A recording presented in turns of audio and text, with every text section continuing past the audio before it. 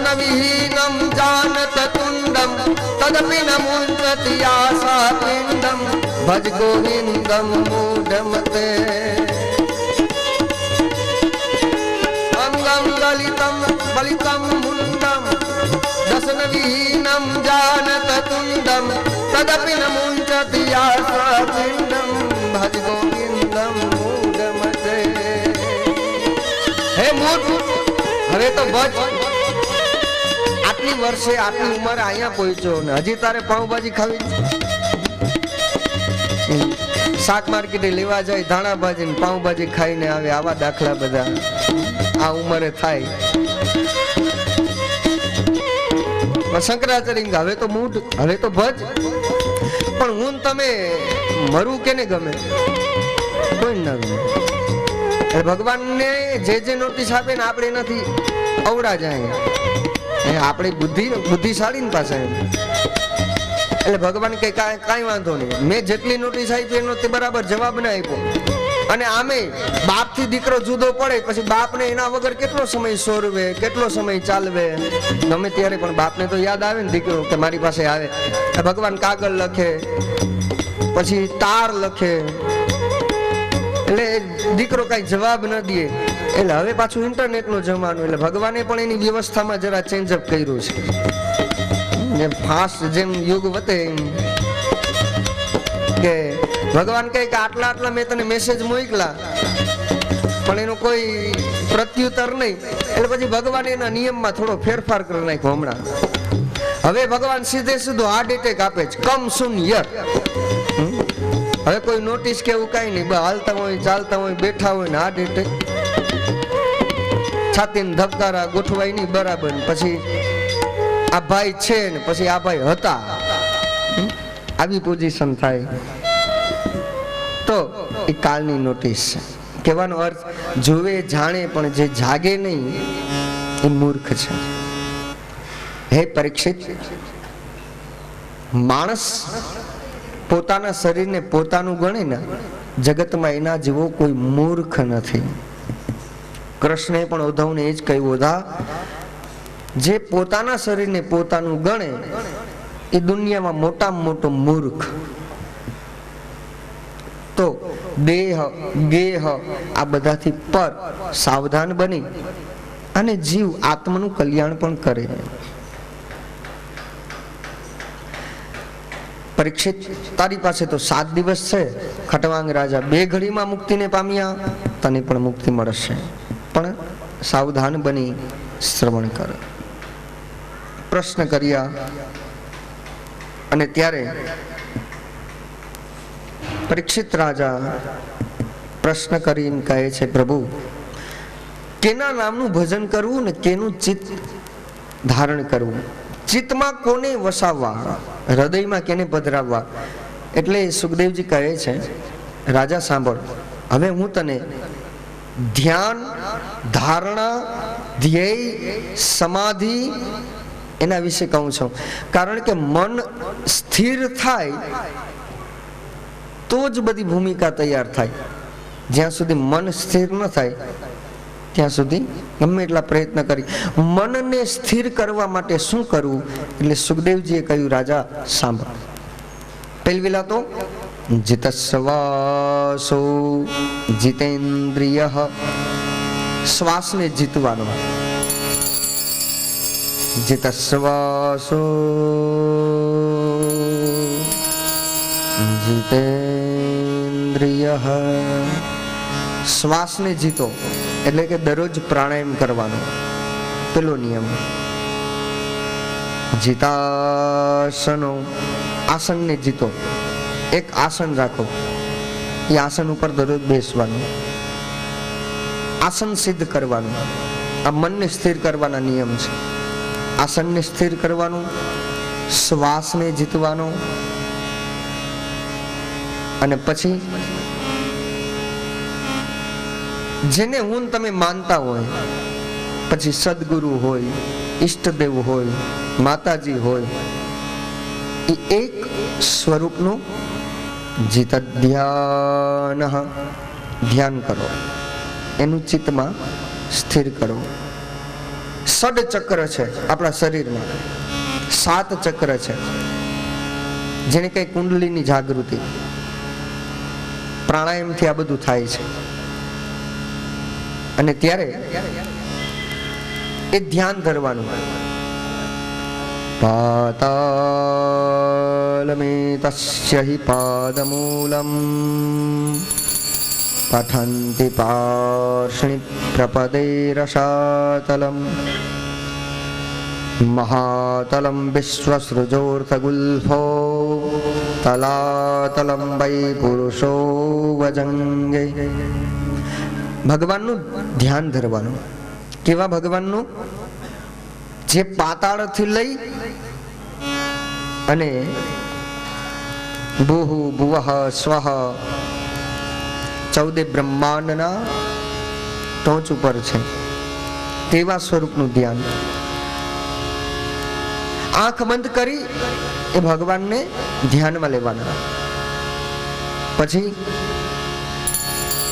પાદાલમેતસ્ય હિ પાદમૂલમ પઠન્તિ પાર્ષ્ણિ પ્રપદે રસાતલમ. અંગૂઠા જેવું રૂપ,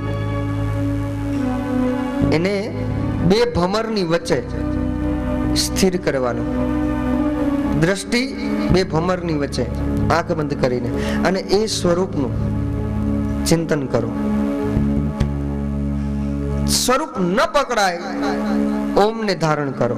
એકલો ઓમ જુઓ. ધીમે ધીમે સમય આપો એને. સમય જાતો જાય એમ ઓમમાં ચિત્ત સ્થિર થાય. આસન જ્યારે બરોબર સ્થિર થઈ જાય પછી અંદર ચક્રો શરૂ થાય છે ખુલવાના. જે બ્રહ્માંડમાં છે, જે બહાર છે, એ જ આપણી અંદર છે. બ્રહ્માંડે પિંડે સો બ્રહ્માંડે. એ સ્વરૂપનું ધ્યાન. ધીમે ધીમે મન જ્યારે એમાં લાગશે ને, ચિત્ત એમાં લાગશે, એટલે સંસાર ભૂલાશે. એક ભીતર આનંદ, ભીતર એક શાંતિ, એક નવી ઉર્જા તમને મળશે. પ્રાણાયામ દ્વારા શ્વાસને જીતવાનું. અને ત્યાર પછી આસન, ધ્યાન એકનું. એવું નહીં કે પછી હવે આને માને છે તો હું એમને માનું. તમે જેને માનો, પણ કોઈ એકને પકડી રાખો. ધ્યાન એકનું હોય, ધ્યાતા અનેક હોય, ધ્યેય એક હોવો જોઈએ. ધ્યાતા ઘણા બધા હોય, ધ્યેય ધ્યાન એકનું. પછી માળા તમે રાખો તો પણ એક રાખો, આસન રાખો તો પણ એક, નામ કોઈ હોય તો પણ એક. આ બધું એક હોય તો જ ભૂમિકા તૈયાર થાય. એટલા માટે યોગને સિદ્ધ કરવાનું. આ બધા યોગને સિદ્ધ કરવાના નિયમ છે. અને પરીક્ષિતે પછી પ્રશ્ન કર્યો, ગુરુદેવ, આ જે કંઈ બ્રહ્માંડ બન્યું, કોણે બનાવ્યું, ક્યારે બન્યું, આ કોનાથી ચાલે છે, આ બધું શું છે, એના વિશે કહો ને. એટલે સૃષ્ટિ ઉત્પત્તિનો ક્રમ બતાવ્યો. કહ્યું, સુખદેવજી રાજા સાંભળ. પહેલી વેલા ક્ષીરસાગરમાં ભગવાન નારાયણ એકલા હતા. જાગ્યા યોગ નિંદ્રામાંથી, આંખ ઉગાડીને સામે જોયું, કેવલ જલ હતું. વિચાર થયો, હું એક છું, મારે અનેક થવું છે. એકમાંથી અનેક થવાનો સંકલ્પ નારાયણને આવ્યો. એટલે એમની નાભીથી કમળ ઉત્પન્ન થયું. અને જ્યાં નાભીથી કમળ ઉત્પન્ન થયું, કમળના અગ્રભાગમાં ભગવાન બ્રહ્માજી આવ્યા. બ્રહ્માજી એનો જન્મ થયો. આ બ્રહ્મા વિચાર કરવા લાગ્યા, હું એક છું, મારી આજુબાજુ પાણી છે, મારો જન્મદાતા કોણ, મને પ્રગટ કરનાર કોણ, અને હું કોણ. પહેલા તો પોતાને શોધે છે, मैं कौन. ये जो यात्रा है वो अद्भुत है. पहले हम अपने को जाने, मैं कौन हूं. सोहम शिवोहम, सोहम शिवोहम, सोहम शिवोहम. સોહમ સોહમ સોહમ સોહમ તમે રટણ કરો. પછી શિવો, હવે હું જ શિવ છું. ધીમે ધીમે આપણે સ્વયં એ રૂપમાં ઢળી જશું. અને ત્યારે બ્રહ્માજીને થયું હું કોણ? એટલે જે કમળના અગ્રભાગમાં બ્રહ્માજી હતા એ કમળની ડાળીની અંદર પ્રવેશ કર્યો અને એનો છેડો ગોતવા, એનું મૂળ ગોતવા બ્રહ્માજી જાય, પણ એનું મૂળ ક્યાંય મળતું નથી.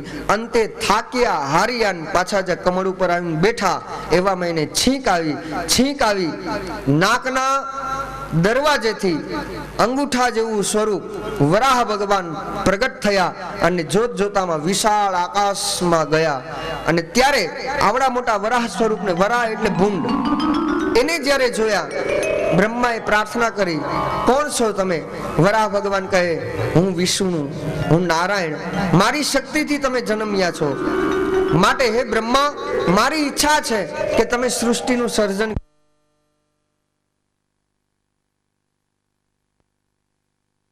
સમુદ્રમાં દાંતથી એને ઉઠાવીને સ્થિર કરે છે.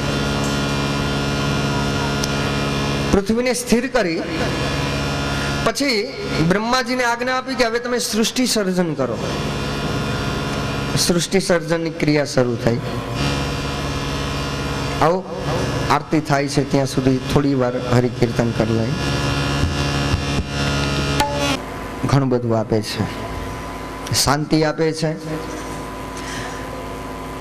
જુઓ, કથાનો એક નિયમ છે. કથા મને ને તમને શાંતિ આપે છે. કથા મારીને તમારી પાસે શાંતિ માગે છે. આ વસ્તુ ભેગી છે. જે શાંતિ આપે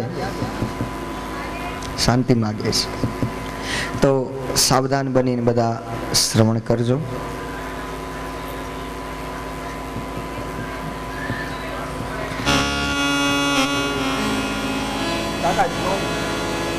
જો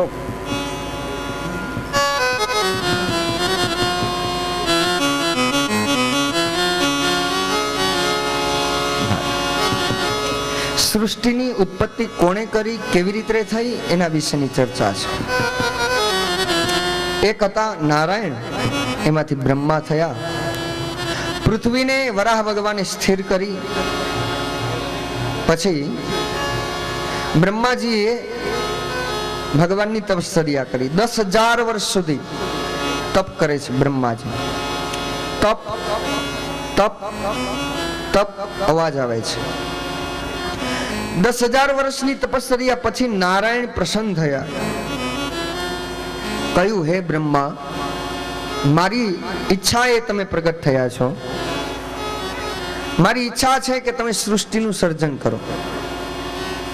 સર્જન શરૂ થયું. બ્રહ્માજીના શરીરના 2 ભાગ થયા. જમણા ભાગમાંથી પુરુષ, ડાબા ભાગમાંથી સ્ત્રી. જે પુરુષ થયો એ મનુ મહારાજ. જે સ્ત્રી થઈ તે શત્રુપા રાણી. આ પૃથ્વીના પેલવેલા સ્ત્રી, પેલવેલા પુરુષ, મનુ અને શત્રુપા. હું તમે એના સંતાનો કહેવાય, મનુ શત્રુપાના. હવે માનવ રચના થઈ તો એને રહેવા માટેની બધી વ્યવસ્થા કરવી પડે, અને જે જોઈએ તે બધું એને આપવું પડે. એટલે પૃથ્વી આવી પેલવેલા. હવે જે પૃથ્વી ઉપર જીવન જરૂરિયાત વસ્તુ જોઈએ, પછી પાણી, એની રચના થઈ. પૃથ્વી પાણી, પવન, વાયુ એ પણ જોઈએ. આકાશ, અગ્નિ, 5 તત્વ થયા. પૃથ્વી, જલ, તેજ, આકાશ, વાયુ ને અગ્નિ. હવે એમાં ભગવાને આ ઇવોલ્યુશન ની વાત છે, થિયરી ઓફ ઇવોલ્યુશન, સૃષ્ટિ ઉત્પત્તિની વાત. જેમ આપણે 7 સ્વર હોય, સારે ગમ પધની સા, સાથી સા, વચ્ચે પ, સા પ સા, સદગુરુ, પરમાત્મા સુધી લઈ જાય. સાપ ઈ જ સાચો સદગુરુ. પાછો સામે સા. પણ તમે જુઓ, સા પછી આવે રે. રેતીમાં ઉત્પન્ન થયેલા જીવ એ પણ ભગવાને બનાવ્યા. સા રે, રેતીમાં ઉત્પન્ન થયા. ગ, ગગનમાં ઉડતા પક્ષીઓ, એનું નિર્માણ ભગવાને કર્યું. સા રે ગ. પછી મ, માનવ બનાવ્યા ભગવાને, મનુષ્યને જન્મ આપ્યો.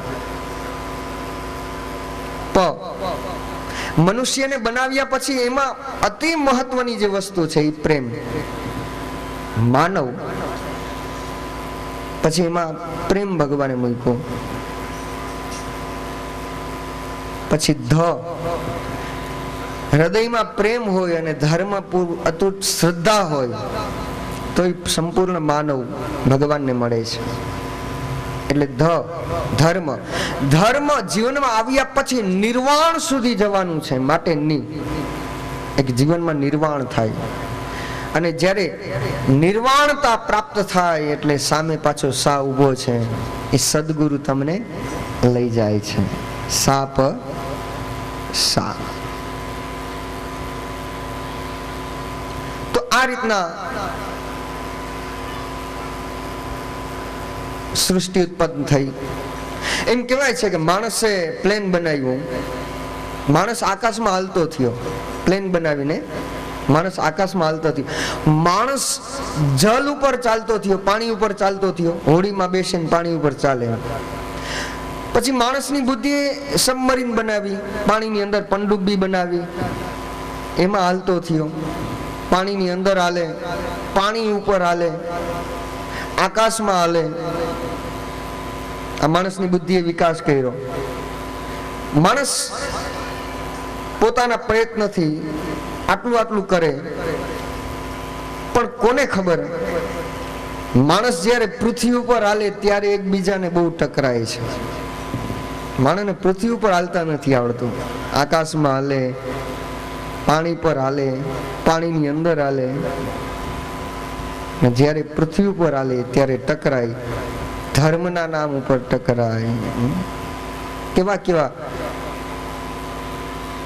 કેવાનો અર્થ, ભગવાન સૃષ્ટિનું સર્જન કરે છે. એ પછી મનુ અને શત્રુપાના લગ્ન થયા. ભગવાન બ્રહ્માજી આજ્ઞા આપી કે તમે પ્રજોત્પત્તિનું કાર્ય શરૂ કરો, મૈથુની સૃષ્ટિની રચના કરો. એટલે મનુ અને શત્રુપા દ્વારા દાંપત્યમાંથી મૈથુની સૃષ્ટિ દ્વારા 5 સંતાન એને ત્યાં જન્મ લે છે. 5 સંતાનમાં 2 દીકરા અને 3 દીકરી. જે 3 દીકરી છે એના નામ છે આકુતિ, દેવહૂતિ ને પ્રસૂતિ. 2 જે દીકરા છે, એકનું નામ છે પ્રિયવ્રત, બીજાનું નામ ઉત્તાનપાદ. આ પાત્રના નામ યાદ રાખજો. આ અત્યારે હોમવર્ક છે, બપોરે આપણે તમારે આપવાનું છે આ લેસન. મનુ અને શત્રુપાને 5 દીકરા, ધ્યાનથી સાંભળજો. 3 દીકરી ને 2 દીકરા, બરાબર. પછી તમારે એના નામ મને આપવાના છે. 2 દીકરા, એમાં સૌથી મોટો દીકરો ઉત્તાનપાદ, પછી પ્રિયવ્રત.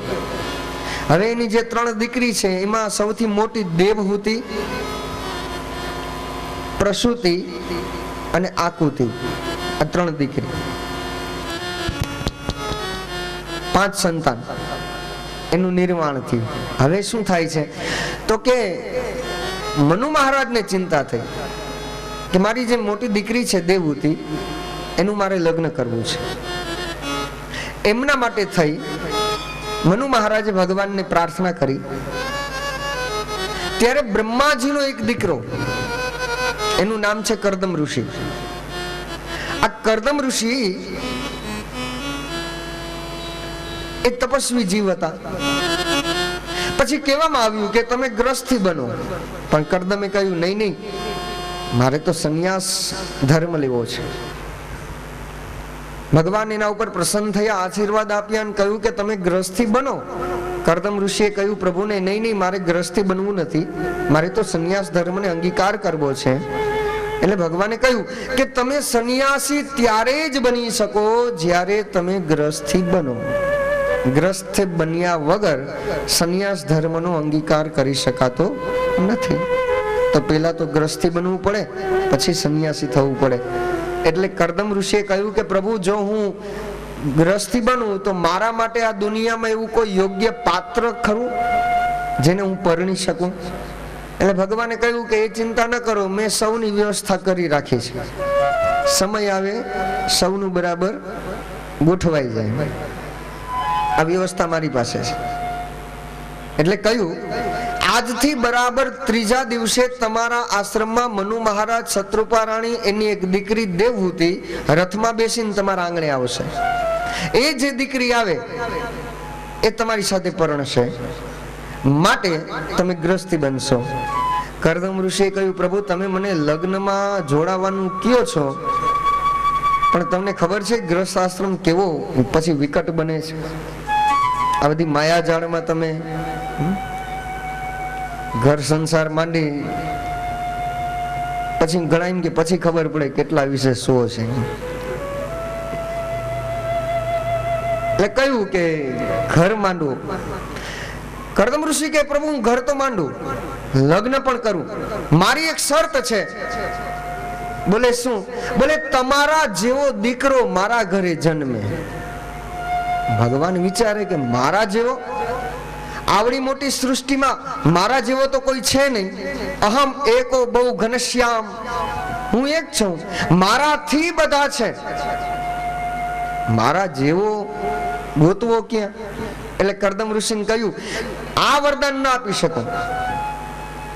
તો કરદમ કે તો કેન્સલ કરો, આપણે ક્યાં ઘર માંડવું છે, આપણે ઘર સંસાર લેવો નથી, ફકીરી ભલી. ભગવાન કે એ ના ચાલે, મારા નિયમ વિરુદ્ધ થયા, ઘર તો માંડવું જ પડે. તો કે તો તમે પુત્ર બનીને આવો, તમારા જેવો પુત્ર મને આપો. ભગવાન કે એ શક્ય નથી, મારા જેવું ગોતવા ક્યાં જાઉં? પછી ભગવાને કહ્યું કાંઈ વાંધો નહીં, ચાલ કરદમ, હું પોતે જ તારે ત્યાં પુત્ર બનીને આવીશ. હવે રાજી? બોલે હા, હવે બરાબર. એટલે ભગવાને આશીર્વાદ આપ્યા, હું તમારે ત્યાં પુત્ર બનીને આવીશ. બરાબર ત્રીજા દિવસે કરદમ ઋષિના આશ્રમમાં રથ આવ્યો. પછી કરદમ ઋષિએ એનું સ્વાગત કર્યું. 3 આસન પાથરા, એક મનુ મહારાજ માટે, એક શત્રુપા રાણી માટે, બીજું દેવહૂતિ માટે. મનુએ આસન લઈ લીધું, શત્રુપાએ પણ. દેવહૂતિને વિચાર થયો, મારા માતા પિતા આની સાથે મારું વ્યભિચાર કરશે, આ ભાવિ મારા પતિ છે, પતિની સેવા પત્નીએ ન લેવી, આવો પતિવ્રતા નારીનો ધર્મ છે, માટે આસનનો હું સ્વીકાર ન કરી શકું. જો આસનનો અસ્વીકાર કરું તો એના આતિથ્યની અવગણના થશે, એ અપરાધ થશે. ન તો આસનનો સ્વીકાર થાય, ન આસનનો અસ્વીકાર થાય. અબ જાઉં તો કહા? પરીક્ષા કરી છે જો કરદમ ઋષિએ, કે જે પાત્ર મને મળે છે કેવું છે. પતિ પાસે સેવા ન લેવી એ પેલા હતું. સાચું ખોટું ગયું ને? ઘણું બધું ચેન્જઅપ આવ્યું. હા હજી ક્યાંક ક્યાંક એમાં ભાણવરમાં અહીંયા એવું નથી, મને ખબર છે. અહીં તો બધા એ લીલા લે. પણ કહ્યું કે મારાથી આસન ન સ્વીકારાય, આસનનો અસ્વીકાર ન થાય, સ્વીકાર પણ ન થાય. હવે કરવું તો શું? એટલે દેવહૂતિ પોતાનો જમણો હાથ આસન ઉપર રાખે, પોતે આસનથી નીચે બેઠા. કરદમે જોયું, નિર્ણય કર્યો, મારા માટે આ યોગ્ય પાત્ર છે. લગ્ન થયા, કરદમ દેવહૂતિ બંધાય છે લગ્નમાં. પછી દેવહૂતિ એમની એવી સેવા કરી કે એનું દેહ સુકાવા લાગ્યો. કરદમ ઋષિ એની સેવાથી પ્રસન્ન થયા અને પછી કહ્યું કે માગો દેવી, શું આપું? બોલે મારે સંતાનની પ્રાપ્તિ કરવી છે. એટલે કરદમ ઋષિએ પુષ્પક વિમાન બનાવ્યું, 100 વર્ષ વિહાર કર્યો. અને વિહાર કરતા કરતા કરદમ ઋષિ ને દેવહૂતિના આંગણે 9 દીકરીઓએ જન્મ લીધો, 9 કન્યા. આ 9દા ભક્તિ. પેલા 9 દીકરી આવી.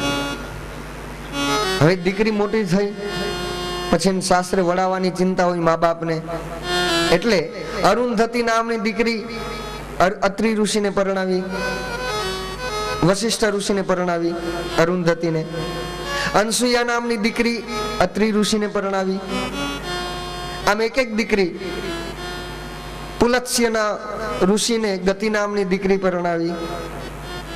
9 દીકરી પરણી ગઈ, સાસરે વહી ગઈ. પણ કરદમ ઋષિએ કહ્યું હતું કે જ્યારે મારે ત્યાં સંતાન થશે પછી તમને ઘર સંસાર ને બધાને છોડીને હું સંન્યાસ લઈ લઈશ. હવે 9 દીકરી સાસરે વહી ગઈ.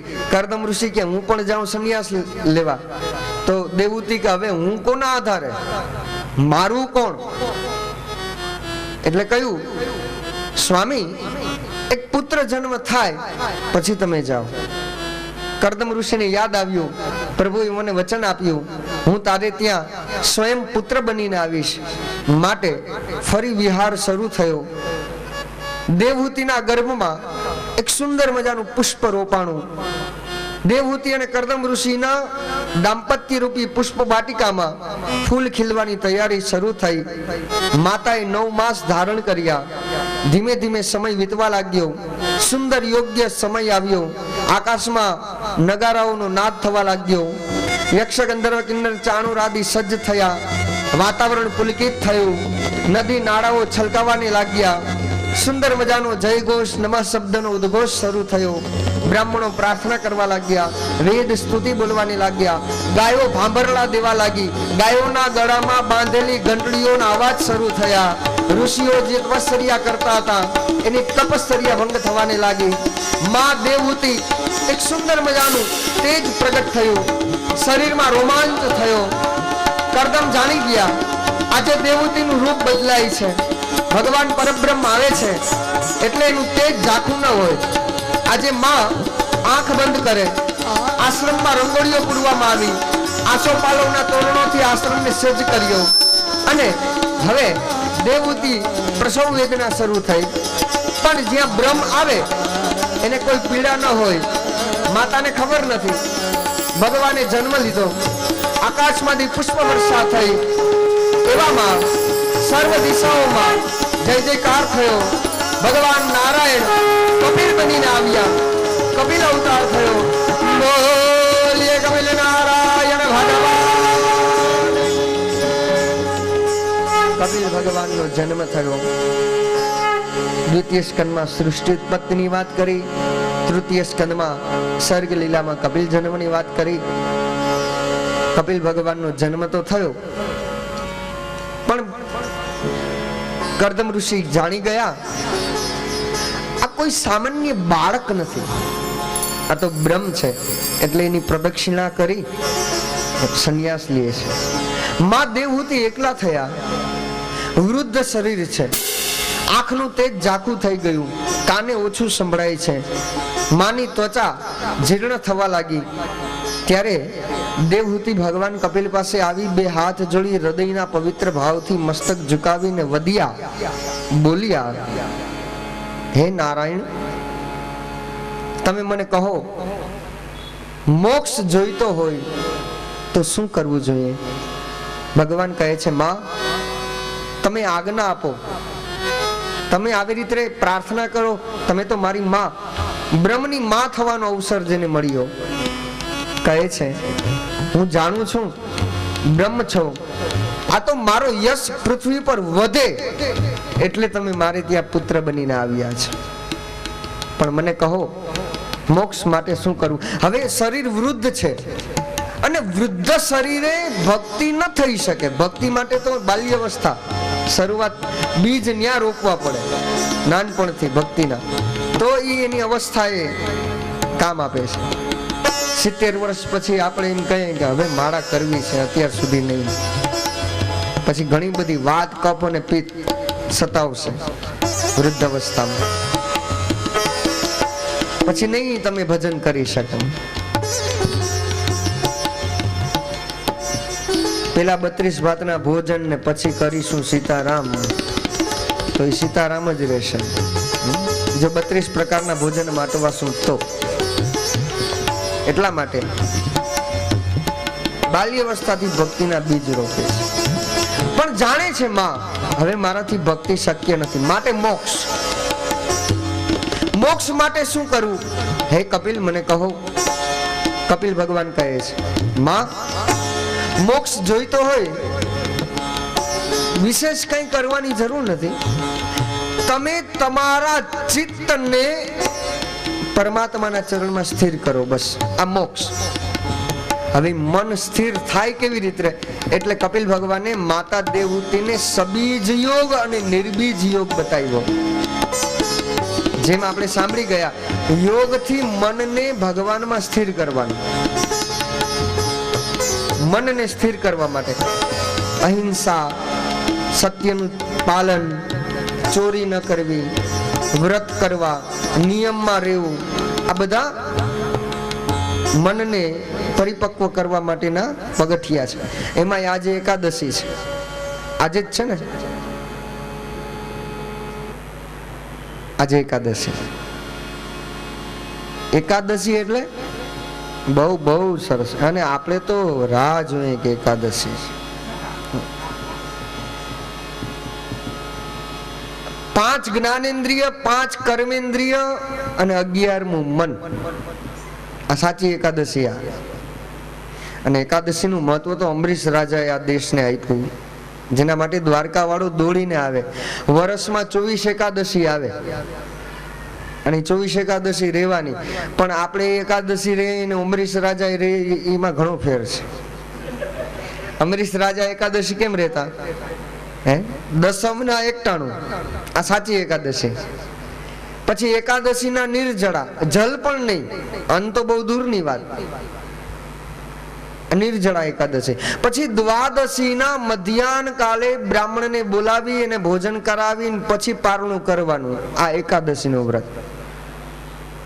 અંબરીશ રાજા આ રીતના એકાદશી કરતા. દસમના 91, એકાદશી નિર્જળા, દ્વાદશીના પારણા પછી ભોજન, આ નિયમ છે.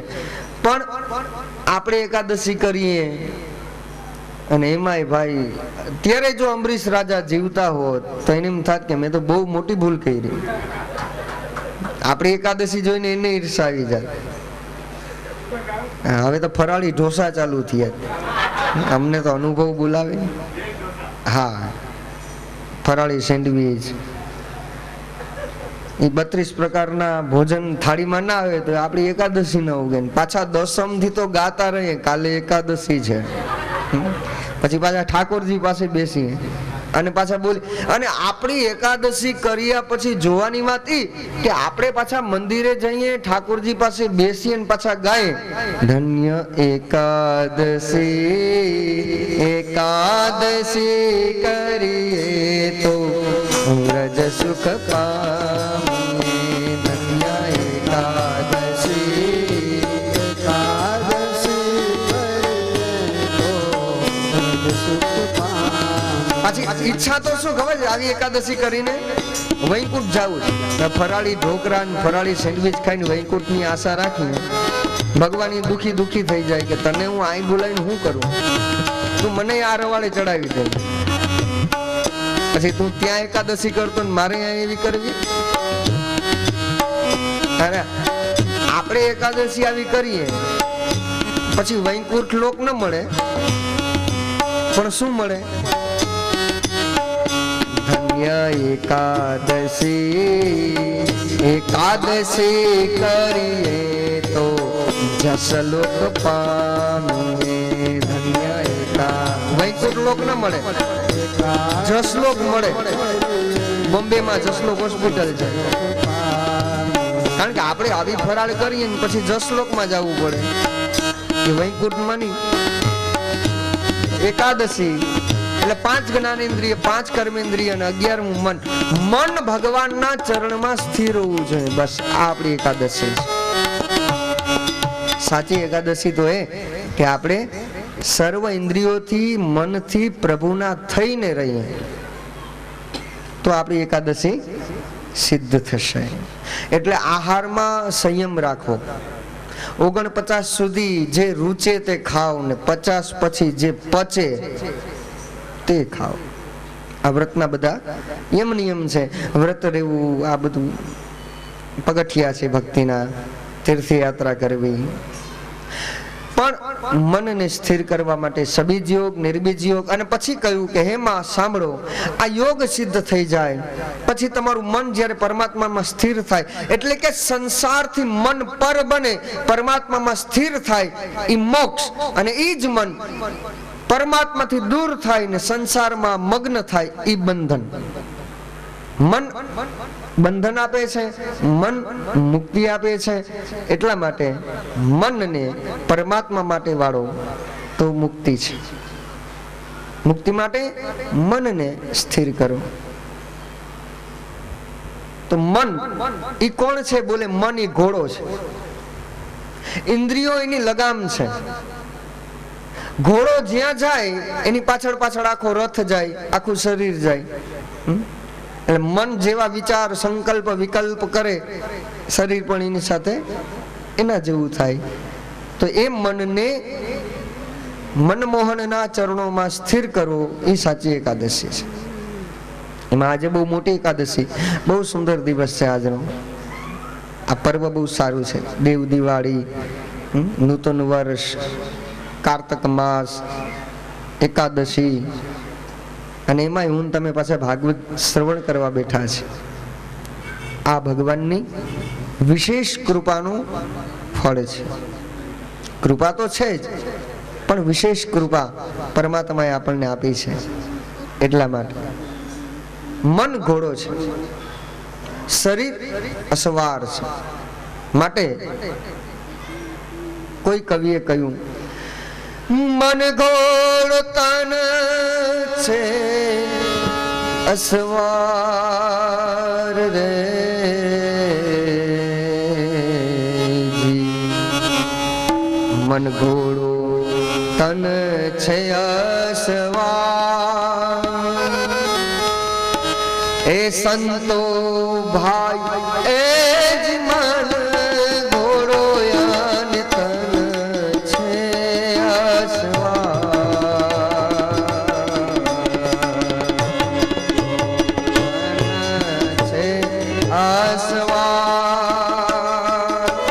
સંતો ભાઈ એ જ મન ઘોડો યાન તન છે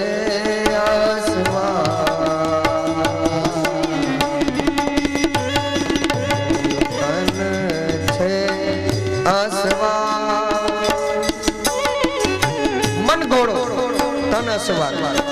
પછી જવાનું છે ક્યાં?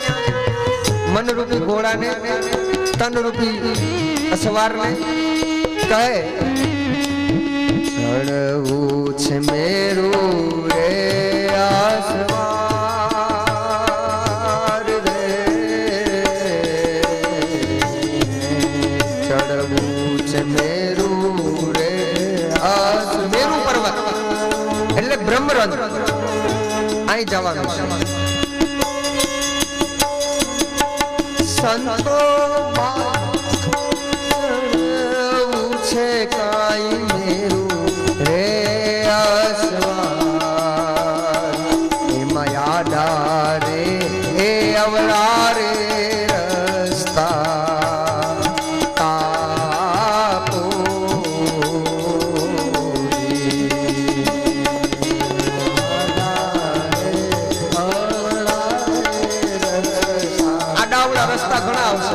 પર્વત ઉપર જાય, ઉપર જયારે ચડતા હોય ઘણા બધા આડાવડા રસ્તા આવે, એ બધા પસાર કરવાના છે. ચડવું છે મેરુ અસવાર, હે સંતો, એમાં આડા અને અવડા રસ્તા ઘણા, પણ એ આડાવડા રસ્તામાંથી જે પોતાનો રસ્તો સિદ્ધ કરીને વયો જાય એ મેરુ પર્વત સુધી પહોંચી શકે. મેરુ એટલે બ્રહ્મરંધ, મોક્ષ. કોઈ એમ કે પ્રાણ ગયા, શ્વાસ બંધ થયો, મોઢેથી શ્વાસ બંધ થઈ ગયો, મોઢું ખુલ્લું રહ્યું અને પ્રાણ વયા ગયા. કોઈ કે આંખ ખુલી રહી ને આંખના દરવાજેથી પ્રાણ ગયા. કોઈ કહે કાન ખુલ્લા રહ્યા ને કાનના દરવાજેથી પ્રાણ ગયા. કોઈ કહે નાસિકા ખુલી છે ને પ્રાણ વયા ગયા. આંખથી પ્રાણ જાય, કાનથી પ્રાણ જાય, મુખથી પ્રાણ જાય, નાસિકાના છિદ્રથી પ્રાણ જાય. પ્રાણને જવા માટેના આ બધા દરવાજા છે અને એનું પાછું વિજ્ઞાન છે. આંખથી પ્રાણ ગયા હોય તો એને ક્યાં ગતિ મળે ને કેવી મળે. મોઢું ખુલ્લું રહી ગયું હોય ને પ્રાણ જાય, મૃત્યુ પામે તો એને કેવો જન્મ મળે. કાનના દરવાજેથી પ્રાણ ગયા હોય તો એને કેવી યોની મળે. એના પાછા નિયમ છે. એટલા માટે તમે જુઓ, મૃત્યુ સમયે માણસના જમણા કાનમાં ઓમ ઘૂંટવામાં આવે, ઓમ બોલવામાં આવે. એક એક દર્શન છે આપણા દેશનું, આપણા ઋષિઓએ મને તમને આપ્યું. પરીક્ષિત રાજાને 7 દિવસ જ શું કામ લાખ્યા? 8 દિવસ કેમ નહીં? 6 દિવસ કેમ નહીં? 1 દિવસનો શ્રાપ કેમ નહીં? 7 દિવસ શું કામ? બોલે જ્યારે એને સમીક ઋષિના ગળામાં સર્પ પધરાવ્યો ત્યારે સમીક ઋષિના શરીરના 7 દરવાજા ખુલ્લા રહે છે માટે ને 7 દિવસનો અવસર મળ્યો. એમ આપણા શરીરમાં પણ 7 દરવાજા, 2 કાનના દરવાજા, 2 આંખના દરવાજા, 2 નાસિકાના દરવાજા અને 7મું મોઢું, મુખ. આ 7 દરવાજા છે અને પ્રાણ જાય ને એ આ 7 દરવાજેથી જ જાય. એટલે 7 દિવસ એને મળે છે પરીક્ષિતને. મોક્ષમાં જો તમારે જોઈતો હોય તો તમે તમારા ચિત્તને પ્રભુના ચરણમાં સ્થિર કરો, એ મુક્તિ. એ ચિત્ત જો સંસારને આપશો વારંવાર તો બંધન. સંસાર રળાવશે, ક્યારેય સંસાર પકડાશે નહીં. संसार को आप जितना पकड़ने की पुरुषार्थ करोगे, आप जितना संसार को पकड़ने का, उतना ही वो आपसे दूर दूर दूर ही चला है. संसार है कि कभी कोई उसको पा न सका और ईश्वर है कि कभी कोई उसको दूर न कर सका. ईश्वर न कभी खो सकता है और संसार न कभी पाया जा सकता है. આ ઈશ્વરમાં ને સંસારમાં એટલો ફરક. ભગવાન છે કે ક્યારેય ખોવાતો નથી અને સંસાર છે કે ક્યારેય પકડાતો નથી. પણ છતાં જે નિકટ છે, નજીક છે, એને આપણે ભૂલી જઈએ, જે દૂર છે એને પકડવા જઈએ છીએ. ભગવાન કહે, મોકો કહા રે ઢૂંઢે ભૈયા, મેં તો તેરે સાથ હું. તારી અંદર છું, મને તું બહાર ગોતે છું. जो भीतर है, जो पास है, जो मेरा है, जो अपना है, उसे हम भूलकर दूर. संसार है कि कभी पाया न जा सकेगा और भगवान है कि कभी खोया न जा सकेगा. भगवान क्यारे खोवातो નથી, સંસાર ક્યારે પકડાતો નથી. એટલે વિવેકાનંદે બહુ સરસ કહ્યું, સંસાર એટલે શું? બોલે સંસાર એટલે શેરડીનો સાઠો, એમાં ડગલે ને પગલે દુઃખ કેરી ગાંઠો. સંસાર શેરડીના સાઠા જેવો છે. શેરડીનો અગ્રભાગ ખાવ તો મીઠો લાગે, મધુર લાગે, એનો રસ ગમે, પણ પછી જ્યાં ગાંઠ આવે ને એટલે દાંતને દુખાવો થાય, ત્યારે એમ લાગે કે બ્રહ્માએ શેરડી ખોટી બનાવી. આપણે પાછા બ્રહ્માને દોષ આપીએ કે શેરડી આવી બનાવી પણ એમાં ગાંઠ મૂકવાની જરૂર નથી. નહીં, સંસાર શેરડીના સાઠા જેવો છે. इसीलिए संसार में रहो, सबके साथ रहो, मगर अपने भीतर किसी एक को ही रखो. सबके साथ रहकर सबसे पर हो जाओ, तभी भूमिका बन सकती है. बधानी साथे पण રહેવું, પણ છતાં અકેલા.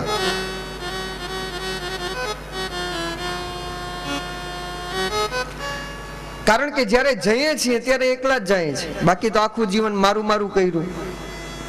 આ બધા મારાએ મને માર્યા. પછી ગજેન્દ્ર કહે છે, મારા મને દગો દઈને ગયા એટલે હે હરી હવે તું એક. આ ગજેન્દ્ર તો જ્યારે જાય છે, અને તમે વિચાર કરો 125 વર્ષ સુધી જે કૃષ્ણ ભૂમિ ઉપર રહ્યા, પણ જ્યારે પ્રાચીના પીપળે ગયા 16,108 આટલી રાણીઓ, આટલી અતૂટ સંપત્તિનો બાદશાહ, ઈ સમ્રાટ, ઈ દેવકી નંદન, પણ જ્યારે પ્રાચીના પીપળે ઉભો છે ત્યારે બિલકુલ નિતાંત અકેલે, સાવ એકલો. આટલો મોટો પરિવાર, 56 કોટી યાદવ, એનો બાદશાહ, એનો સમ્રાટ, જગતગુરુ કૃષ્ણ મંદે જગતગુરુ. અને ઈ કૃષ્ણ જ્યારે પ્રાચીના પીપળે ઉભો છે ત્યારે એના યાદવ કુળનો એક વ્યક્તિ પણ એની બાજુમાં નહીં.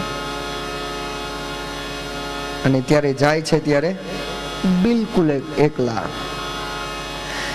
એકલા જવાના મનવા, એકલા જવાના સાથી વિના સંગી વિના, એકલા જવાના એકલા જવાના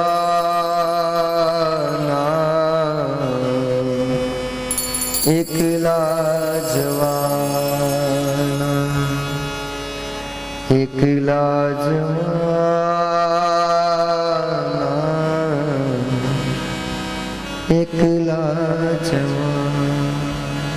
જ્યારે જશું નિતાંત અકેલે. અરે હજી હું ને તમે જઈએ ના ત્યારે આપણો દીકરો આપણી બાજુમાં હોય કે પિતાજી શ્વાસ છોડો એ પેલા સિગ્નેચર કરતા જાઓ. આપણે જ્યારે જશું ત્યારે ઘરના દીકરાઓ પણ સિગ્નેચર કરવા માટે ઊભા હોય. પણ તમે જુઓ આટલી મોટી સોનાની દ્વારિકા પણ કૃષ્ણ ગયો ત્યારે કોઈના નામનું વિલ બનાવીને નથી ગયો. નહીતર એના તો સંતાનો ઘણા, પણ છતાં પોતાની સંપત્તિ કોને આપી નહીં ગયા ત્યારે પણ એકલા.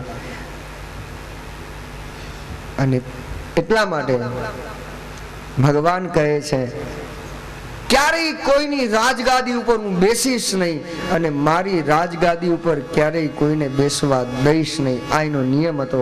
એટલે ગયા તો સોનાની દ્વારિકાએ પોતે લઈ ગયા. હામકનું કેવડાયું દારૂકને કે દ્વારકા જા અને અર્જુનને કે બધાને લઈને જાય દિલ્હી, જાય હસ્તિનાપુર.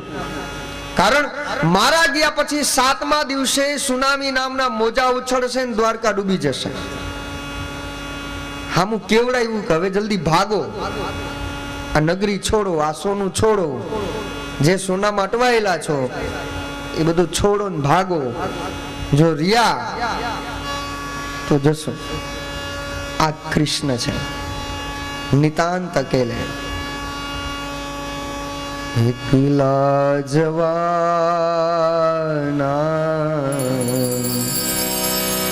એકલા જવાના એકલા રે ભલે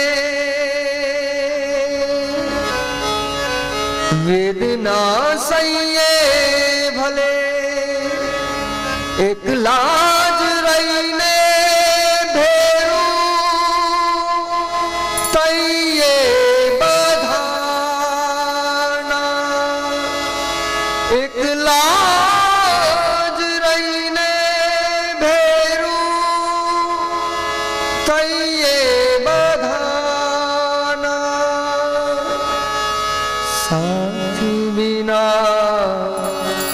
સંગી વિના એકલા જવાના એકલા જવાના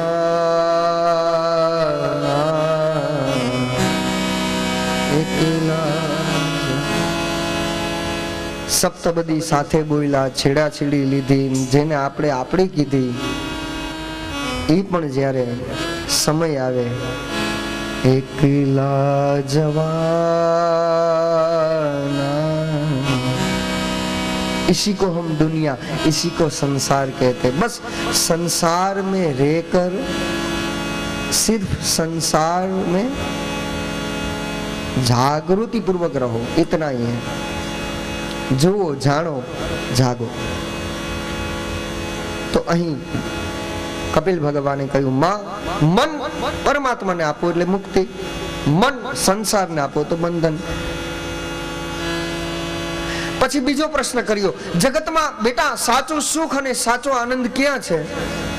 કપિલ ભગવાને કહ્યું, માં, જગતમાં સાચું સુખ, સાચો આનંદ બે જગ્યાએ છે. એક સંતના સંગમાં અને બીજું પ્રભુના ચરણમાં. આ સિવાય સમગ્ર જગતમાં ક્યાંય સાચું સુખ, ક્યાંય સાચો આનંદ નથી. અગર શાશ્વત સુખ, શાશ્વત આનંદ હોય તો કેવલ પ્રભુ ચરણમાં અને સદગુરુના સાનિધ્યમાં. માટે પ્રભુ, હે માં, તમે તમારું મન પ્રભુને આપો. અને પછી એમ કહેવાય છે, દેવહૂતિએ ચિત્ત કપિલ ભગવાનના ચરણમાં સમર્પિત કર્યું.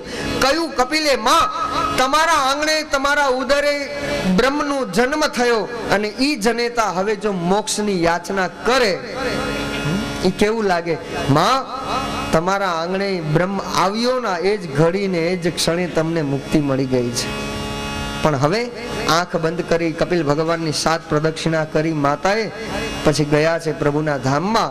અને અહીં કપિલ ભગવાને જગતને સાંખ્ય શાસ્ત્રનો ઉપદેશ આપ્યો, કપિલ ગીતા આપી અને પછી માતાને મુક્તિ આપીને કપિલ ભગવાન જાય છે ગંગાસાગર. ગંગાસાગર જઈ અને કપિલ ભગવાને આત્મસિદ્ધ કપિલ ગીતા પ્રગટ કરી છે. પોતે એકાગ્ર ધ્યાનાસ્થ બની અને બ્રહ્મરંધમાં પ્રાણને સ્થિર કર્યા. માતા દેવહૂતિને મુક્તિ આપી, એ છે સિદ્ધપુર. અને પોતે ગયા ગંગાસાગર. આજે પણ માતાની પાછળ જે શ્રાદ્ધ કરવામાં આવે એ સિદ્ધપુર પાટણમાં માતૃ ગયા શ્રાદ્ધ થાય છે. માતાની પાછળનું શ્રાદ્ધ સિદ્ધપુરમાં થાય છે. કપિલ ભગવાને મા દેવહૂતિને મુક્તિનો માર્ગ આપ્યો અને મોક્ષ આપ્યો. એક દીકરાએ માને મુક્તિ આપી છે. અને એ પછી તૃતીય સ્કંદને સુખદેવજી પરીક્ષિત રાજા પાસે અહીંયા એનું વર્ણન કરે છે. તૃતીય સ્કંદને વિરામ આપી ચતુર્થ સ્કંદ ભગવાન શિવના ચરિત્રમાં પ્રવેશ કરાવે છે. આइए हम सब साथ मिलकर इस तृतीय स्कंद का पुण्य पुष्प સોલંકી પરિવારના સમસ્ત પૂર્વજ પિતૃદેવોના પાવન ચરણોમાં ત્રીજા સ્કંદનું પુણ્ય પુષ્પ આપણે અર્પણ કરીએ. ઇતિ શ્રીમદ ભાગવત મહાપુરાણ વૈયાસિક્યાયામ અષ્ટદશ શાસ્ત્રીયમ પારમહંસાયામ સંહિતાયામ રાધા કૃષ્ણ ચરણ કમલાભ્યામ વયમ સમર્પયિત. બોલો કૃષ્ણ કનૈયા લાલ કી જય. आओ चतुर्थ स्कंद में प्रवेश करिए. पहला थोड़ी बार हरि नाम स्मरण, बड़े भाव से, बड़े प्यार से सत्संग यात्रा में हम प्रवेश करें. श्याम तुझे मिलने का सत्संग ही बहाना है. श्याम तुझे मिलने का जय हो सत्संग ही बहाना है. श्याम तुझे मिलने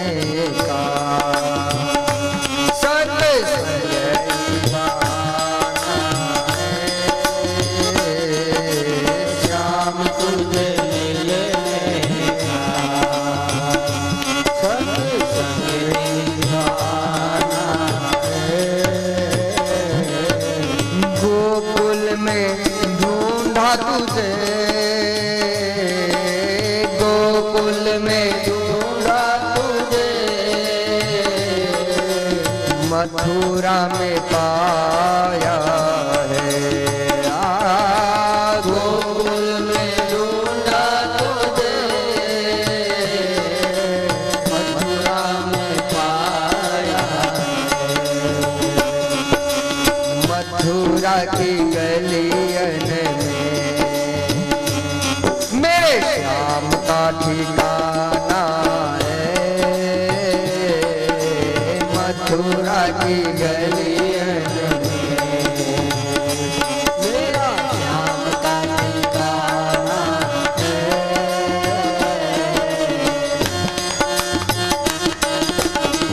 श्री राधे.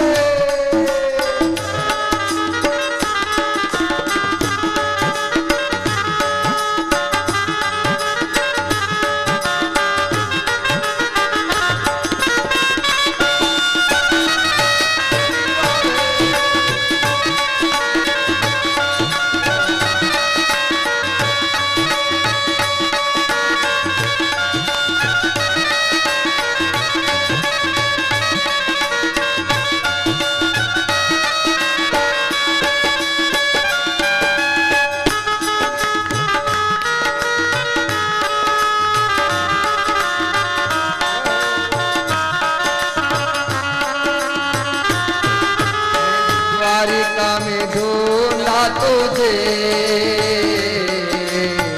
द्वारिका में पाया है। मैं ढूंढा तुझे द्वारिका में पाया। ममता की गलियन में मेरे श्याम का ठिकाना है। द्वारिका की गलियन में मेरे श्याम का ठिकाना है। श्याम तुझे मिलने का सत्संग ही बहाना है। श्याम तुझे मिलने का सत्संग ही बहाना है।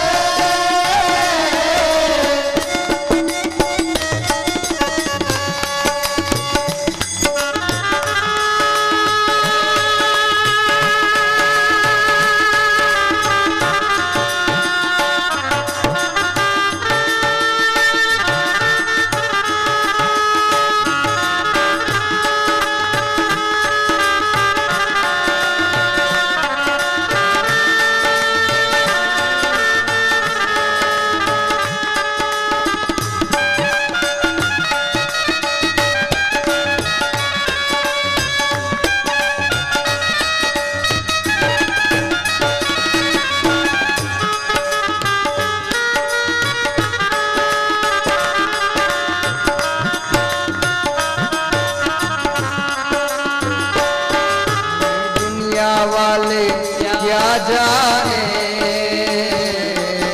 दुनिया वाले क्या जाने, ये दुनिया वाले क्या जाने, दुनिया वाले क्या जाने, मेरा रिश्ता पुराना है। दुनिया वाले क्या जाने, मेरा रिश्ता पुराना है। हे भागवत जी के मंडप में मेरे श्याम का ठिकाना है। भागवत जी के मंडप में मेरे श्याम का ठिकाना है। ये दुनिया वाले क्या जाने, मेरा रिश्ता पुराना है। दुनिया